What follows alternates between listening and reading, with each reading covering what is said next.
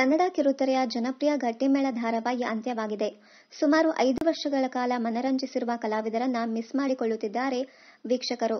ಯಾವ ಕಾರಣಕ್ಕೆ ನಿಲ್ಲಿಸಿದ್ದಾರೆ, ಆ ಸಮಯಕ್ಕೆ ಯಾವ ಸೀರಿಯಲ್ ಬರುತ್ತೆ, ವೇದಾಂತ್ ಮುಂದೆ ಏನ್ ಮಾಡ್ತಾರೆ ಅನ್ನೋದು ಜನರ ಪ್ರಶ್ನೆಯಾಗಿದೆ. ಅಂತಿಮ ಸಂಚಿಕೆಯಲ್ಲಿ ವಸಿಷ್ಠ ಫ್ಯಾಮಿಲಿ ಭಾವುಕರಾಗಿ ರಾಜಿ ಮಾಡಿಕೊಳ್ಳಲು ಒಂದಾಗಲು ಮನಸ್ಸು ಮಾಡುತ್ತಾರೆ.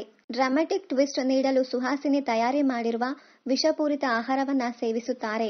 ಸುಹಾಸಿನಿ ಮಾಡಿರುವ ಕೆಟ್ಟ ಕೆಲಸವನ್ನ ಗಮನಿಸಿ ವೇದಾಂತ್ ಊಟ ಮಾಡದಂತೆ ಅಮೂಲ್ಯ ಮತ್ತು ವೈದೇಹಿ ಒತ್ತಾಯ ಮಾಡುತ್ತಾರೆ.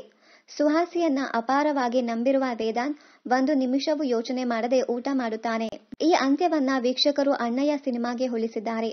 ವೇದಾಂತ್ ಸಾವಿನ ಸ್ಥಿತಿಯಲ್ಲಿ ಇರುವುದನ್ನ ನೋಡಿ ವೀಕ್ಷಕರು ಶಾಕ್ ಆಗಿದ್ದಾರೆ.